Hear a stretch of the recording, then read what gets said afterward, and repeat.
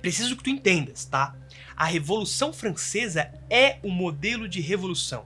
Uma troca, assim, do poder, da própria estrutura do Estado, uma mudança em tudo que há no ser humano. A Revolução Francesa é a revolução por excelência. Ela é a revolução de fato. Por isso que tantos historiadores se debruçaram sobre ela. Por isso que, por exemplo, Karl Marx estudou tanto a Revolução Francesa. Ele dizia, a Revolução Francesa é uma revolução burguesa, feita pela burguesia. Né? Marx dizia que a história é a luta de classes, que a história avança pelo choque das classes dominantes e dominadas. Antes da luta ser entre o proletariado e a burguesia, a luta, segundo Marx, foi entre a burguesia e a nobreza. Para Marx, a burguesia ganha e faz a Revolução Francesa. Claro que o Marx ignorou alguns fenômenos, fatores, por exemplo, nobres liberais, né? Nobres que queriam a revolução. Então, muitos dos filósofos tinham uma ascendência vinda da nobreza, não é?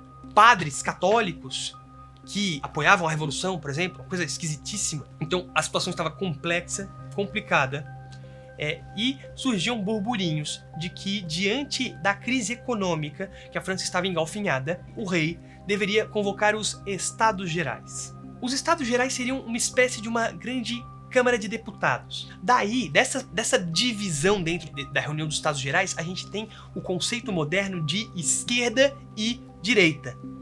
Entendeu? O pessoal que senta no meio é o quê? É o centrão, né? Aquela galera da meiuca, né? Aquela galera do, né, vai com a maré. A partir daí a gente tem, então, uma série de debates acerca das reformas. O que vocês têm que entender, e que é muito importante, é que todos esses debates foram profundamente influenciados pelos filósofos, pelos pensadores, tá? Sim, tem uma lista enorme, mas Denis Diderot, Voltaire, o próprio Kant tem alguma influência um pouco mais para trás. Então, filósofos como o Rousseau, né, que dizia contra a propriedade privada, ou o Montesquieu, né, que é um pouco mais sensato. O que ele propunha? Uma divisão racional do Estado, tripartite, com 3 poderes, o executivo, o legislativo e o judiciário. Né? Então, tu tem ali um negócio chamado o iluminismo, né?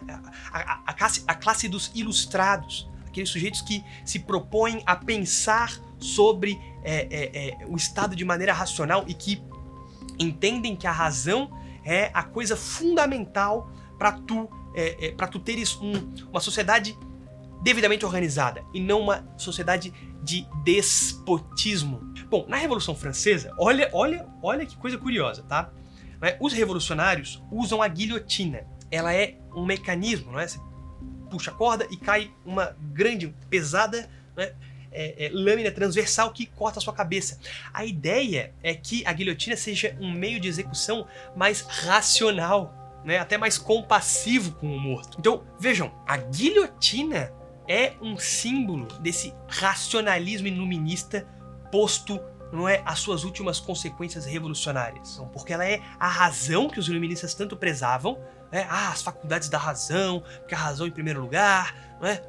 Posto para uso do assassinato político, do terrorismo político. No livro do grande historiador Hippolyte Taine, Les origines de la France contemporaine, As origens da França contemporânea, vai citar o fenômeno dos salões literários como um dos fenômenos de gênese da Revolução Francesa. Nesses salões habitavam não só homens, mas muitas mulheres. Uma dessas mulheres, que eu imagino que tenha frequentado salões, era Mary Wollstonecraft. Se você leu o livro da professora Ana Campagnolo, Feminismo, Perversão e Subversão, você vai ver que uma das primeiras personagens históricas a aparecer é a Mary Wollstonecraft. Ela era uma inglesa, mas que viveu na França no período da Revolução. O Mary Wollstonecraft é uma proto-feminista e o feminismo ele encontra a sua gênese aqui na Revolução Francesa. Uma figura importantíssima, muito decisiva aqui na história da Revolução Francesa, feminina, Olympe de Gouges. Vejam, a Revolução Francesa, ela se assentou num documento chamado Declaração dos Direitos do Homem e do Cidadão. O que ela faz? Como as mulheres, né, as mademoiselles, diz o documento, não estavam inseridas, ela faz a Declaração dos Direitos Universais da Mulher e da Cidadã. Né? Então ela inverte o negócio, uma tirada tanto panfletária, política, proto-feminista, tanto quanto cômica. Olympe de Gouges é morta, guilhotinada pelos próprios jacobinos. Outra figura interessantíssima é Charlotte Corday. né? Uma revolucionária moderada. E ela, por exemplo, vai assassinar a facadas o famoso polemicista, o famoso defensor dos jacobinos, Jean-Paul Marat, né? Então tem até pinturas famosas do assassinato. Charlotte Corday é essa moça que entra pra história por assassinar Marat.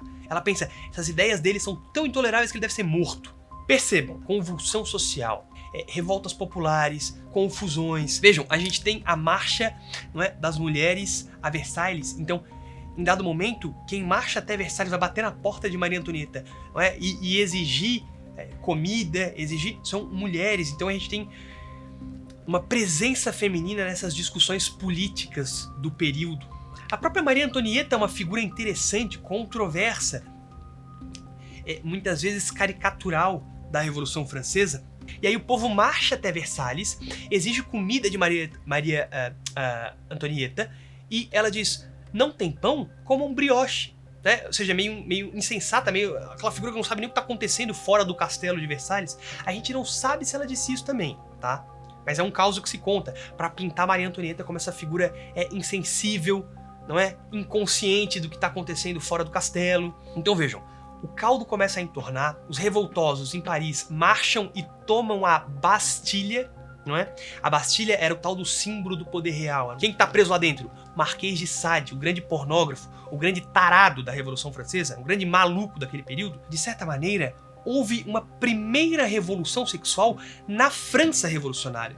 Em vários escritos, inclusive de algumas dessas intelectuais que eu citei, dessas Salonère, dessas moças, elas atacam o casamento. Ou seja, essa ideia de casamento livre, de amor livre, temos um relacionamento aberto.